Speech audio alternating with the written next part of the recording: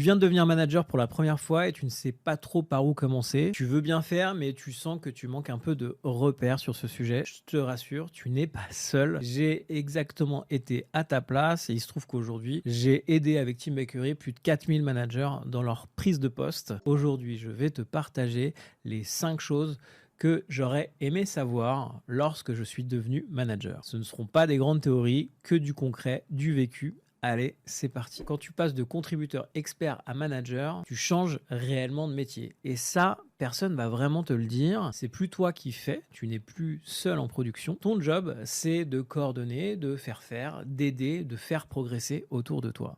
Et ça, c'est un vrai switch mental. Tu n'es plus jugé sur ta propre efficacité, tu es jugé sur ta capacité à faire travailler une équipe correctement ensemble. Et ça demande d'écouter, de poser un cadre, de prendre des décisions et parfois de savoir se taire. Ce que l'on ne t'a pas dit, c'est que tu vas devoir apprendre tout ça en marchant, en faisant chaque jour. Et c'est justement pour ça que je fais ce genre de vidéo. Voici donc les 5 vérités à connaître absolument quand on devient manager. La première vérité, je pense que ça va te rassurer, tu ne seras jamais prêt à 100%. Et en réalité, c'est pas grave. Le plus important, c'est de se mettre en mouvement, de se mettre dans l'action, d'apprendre en faisant et d'ajuster au fur et à mesure. Vérité numéro 2, tu n'as pas besoin non plus d'avoir toutes les réponses a priori.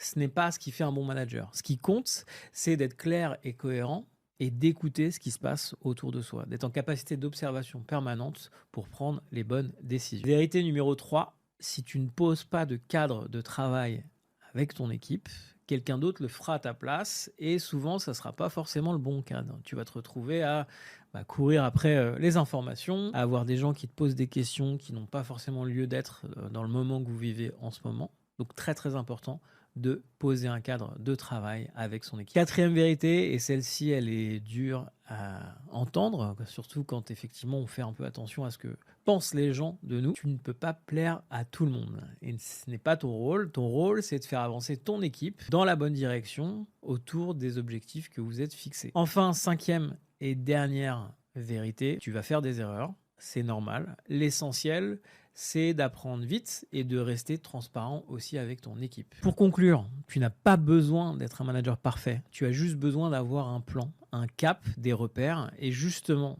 j'ai préparé un webinaire 100% gratuit dédié au sujet où je t'explique comment structurer les 90 premiers jours de ta prise de poste. Tu trouveras une méthode claire, une feuille de route, des outils concrets et surtout des réponses actionnables aux vraies questions que tu te poses. Le lien est juste en dessous en description. À bientôt.